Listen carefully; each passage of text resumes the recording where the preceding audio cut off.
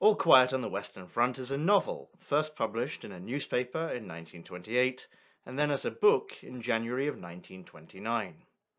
It quickly became an international bestseller, and alongside Robert Graves' autobiographical work, Goodbye to All That, published in the same year, it is one of the first literary works to candidly tackle the First World War. Here, I'm looking at the 3 film adaptations of All Quiet on the Western Front and how they changed over time.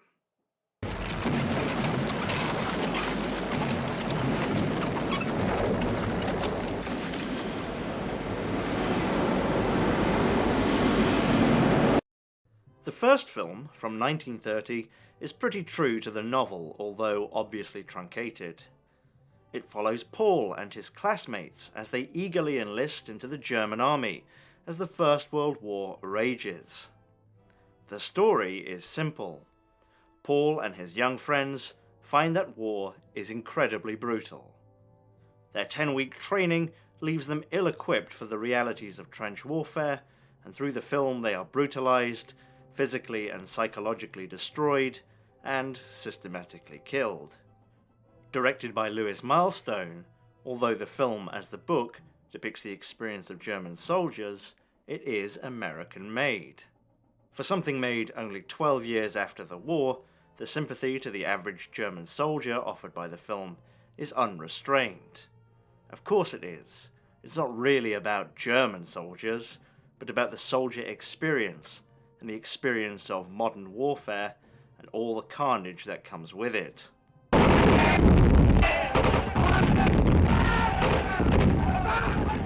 Considering that the first feature motion picture released with sound on film was released in 1927, the 1930 film is quite the technical marvel.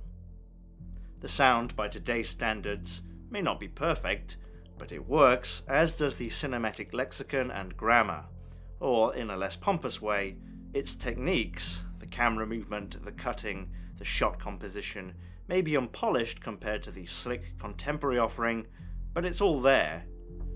It's like a testament to how little cinema has progressed.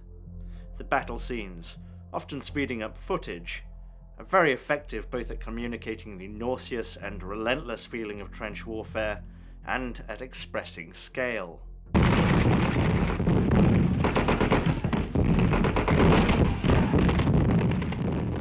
But what really makes the film successful, not as a historical node in cinema development, but as a film, is its narrative. By starting with the boys in their bright-eyed school days, following them through training, and having them discover the terrible reality of war, All Quiet builds up and layers the dread from the very start. It was banned at various places across the world, as was the book, not least in Nazi Germany. It is surely one of the most important films, both cinematically and socially, to ever be made. The second movie interpretation of All Quiet came out in 1979. MGM had plans for a remake in the 60s, but it never got out of development hell.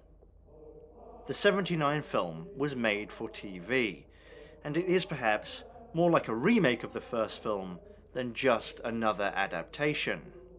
It contains many of the exact same scenes and exact same lines. It is borders that are important in this war. Nonsense, you're quite wrong, Bomber. A good soldier never stays planted on a border like a turnip. He advances. I agree with Ludwig. It's not exactly the same. It starts a bit further through the narrative, in the actual trenches, before going back and following Paul and chums becoming Iron Soldiers, and of course, fertilizer. The sum of it all, however, feels very similar. It follows the simple and frightening arc of naivety becoming experience. Even in colour, the palette is drab. When outdoors, filming the trench scenes, the production clearly shot on or selected the footage from overcast days, minimising the contrast and creating a constant sickly feeling. When Paul finally gets to the front, out of the brightly lit prelude, it feels claustrophobic. That claustrophobia I think is very important to the 79 film, the first film, and the source material. The feeling of claustrophobia, I think, is somewhat lost in the newer film. Not totally, but a bit. And I find myself saying the exact same thing I seem to say, or seem to think, with all new big-budget movies. The acting is great, the cinematography is great, there are narrative and pacing issues. Again, we follow Paul through the abyss, but we start there too. We do see the classmates before their enlistment, and a little bit in training, but here these parts are used as punctuation, rather than events in a mostly linear narrative. I have to wonder if starting the film at the front lines, and then going back to seeing the characters happily enlist, occurs because the producers knew the film would end up on a streaming service. Just as the 1979 film might have had a little taste of the action at the beginning to hook viewers who could change the channel, I wonder if the 2022 film does this not for artistic reasons, but because of the realities of how film is now consumed. Whatever the reason, I'd argue that by doing this, the newest film sacrifices a lot of the early dread the story offers. We know what it's going to look like. We know World War I was carnage, and the trailer is auto-playing. Starting like this feels a bit like starting The Sixth Sense with Bruce Willis's funeral. Well, maybe not as dramatic as that. There is dread, but it doesn't noticeably punch until the appearance of the tanks, about halfway through the movie. That's the first time I felt any sort of fear for the characters. But in the previous two films, I felt scared for the kids right from when they're pressed into enlisting in the classroom, right at the very beginning. In the first two films, we're also narratively confined to the trenches, with a few brief exceptions once Paul gets there.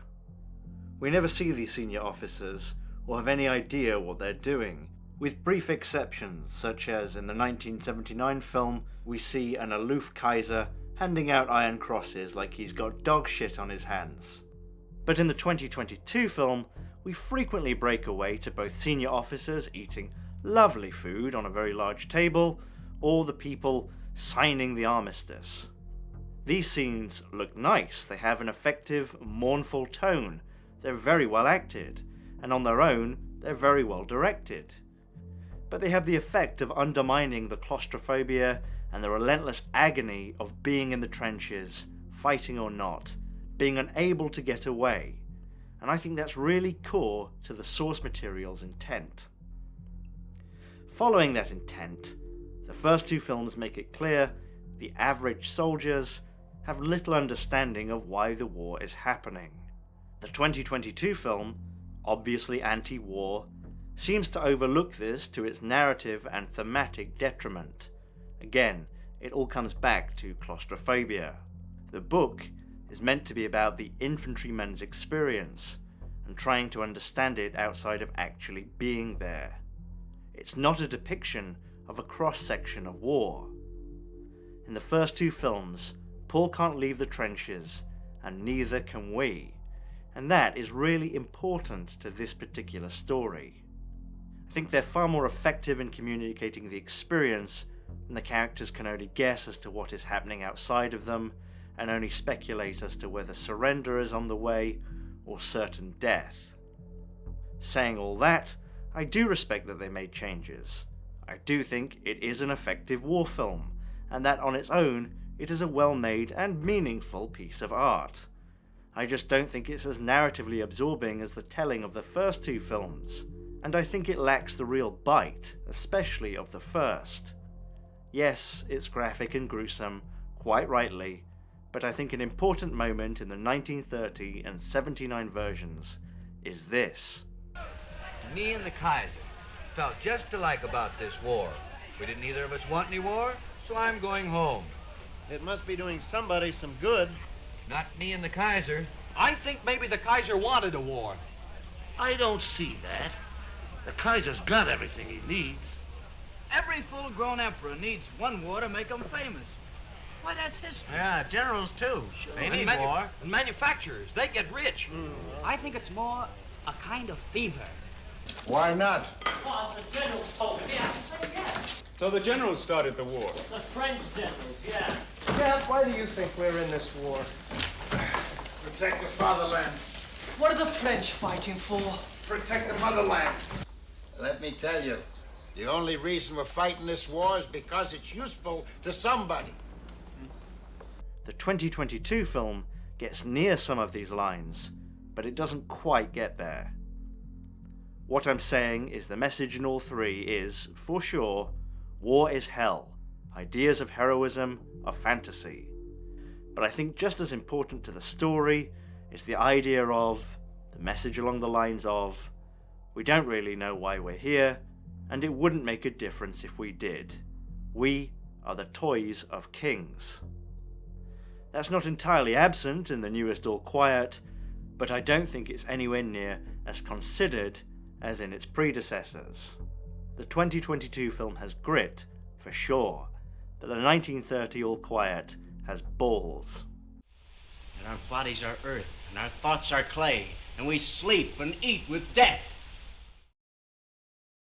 And there we are. I really did enjoy all three films, but I wonder if the newer film might have benefited from a slight name change.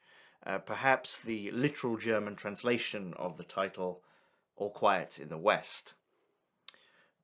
Mainly because I think that the 1930 film is one of the most important films ever made, not least because it was made 12 years after the war that it was depicting. And a century later, I think you're kind of up against it. It's like remaking Citizen Kane. Doesn't matter how good it is, you're up against it. But there you go. Whatever. Thanks very much for watching. I'm doing that Christmas stuff, 12 days thing, 13 videos. That I do every year, so maybe see you there.